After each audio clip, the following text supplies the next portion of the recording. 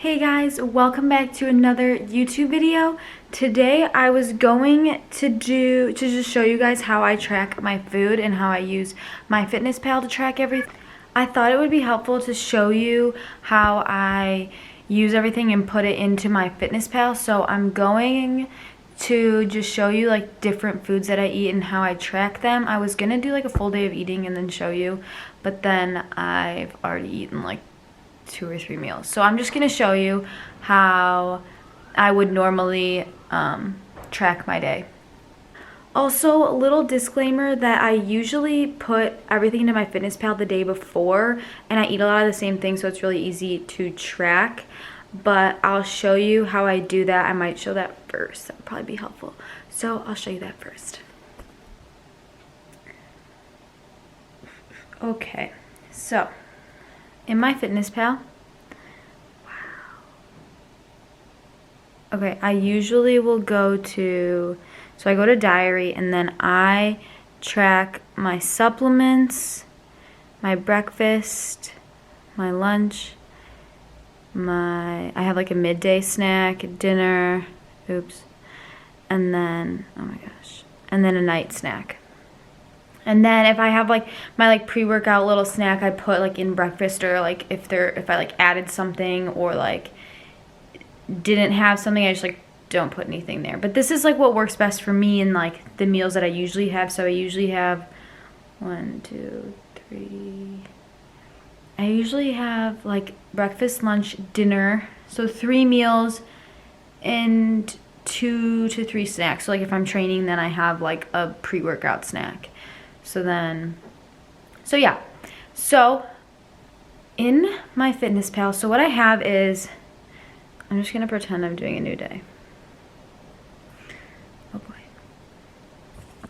Okay, so this is what a new day would look like.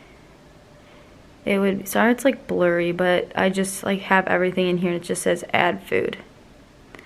So first I would go to my supplements and I already have them in there. So if I put in the little search up here, if I just type sups, I have it already, I just have them all saved.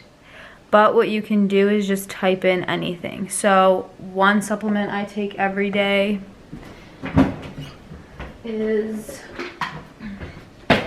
my OptiGreens. So something really easy with this is if you go to, shoot, where is it?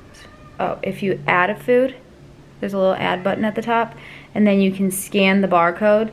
So you can scan this. Scan. Okay, it said didn't match, but whatever. Anyways, you can also just type in, so if I go to sups right here and then I search a food, I can just type in OptiGreens, and it's already coming up because I have searched it already. But if I just type in OptiGreens 50 first form, wow, I'm like really close, that was bad. Like all these ones will come up. And then if I click on the first one, it's 5 carbs, 2 protein. So then on here, it matches up. 5 carbs, and where's the protein?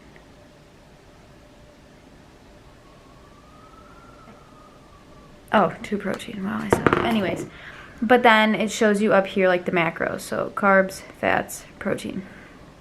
So then you would just press add and add it in. And so to save it, so like if I went in here,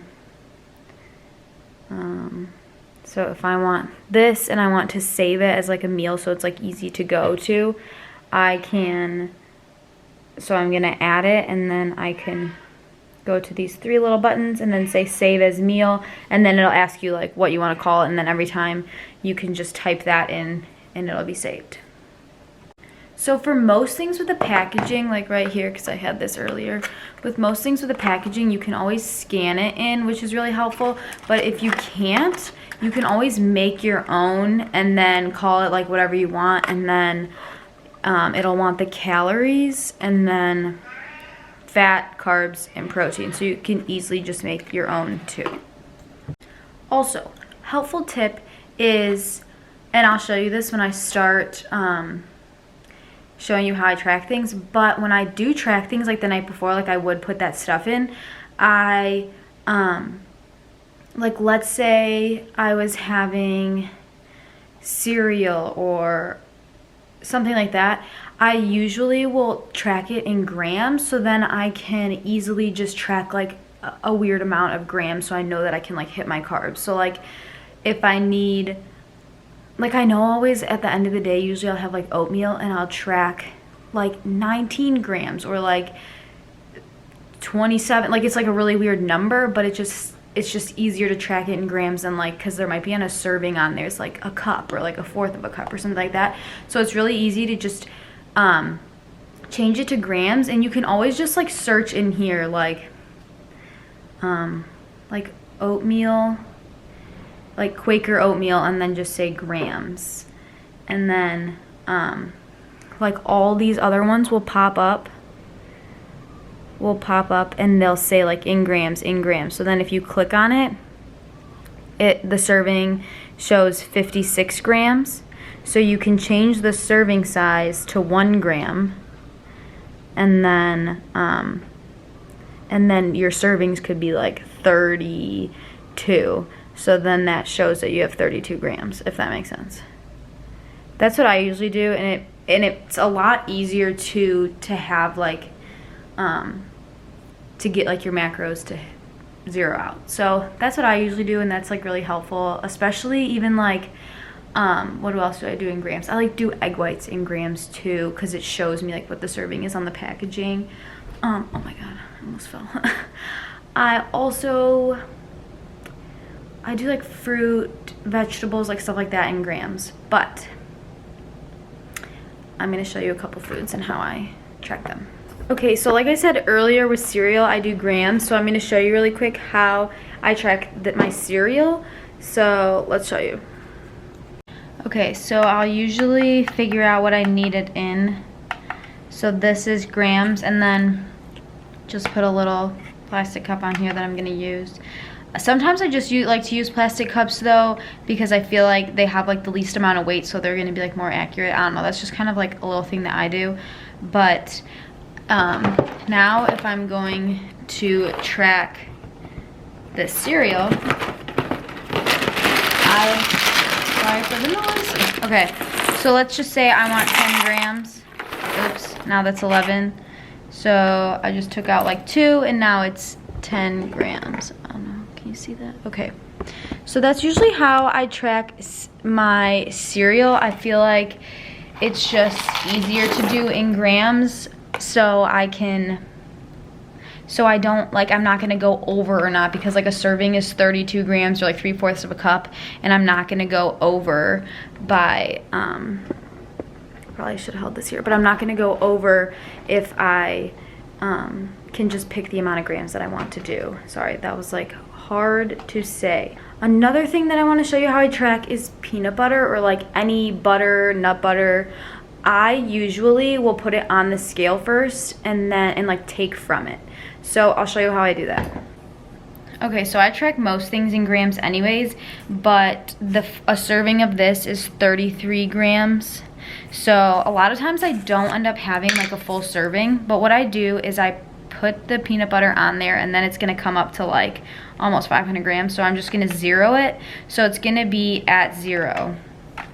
And then I'm going to get a spoon, and then I'm gonna take, so let's just say I want like 10 grams. Oh, that was almost, so it's at 12 right now. So then I'm just gonna put like a little bit back, and put a little bit back.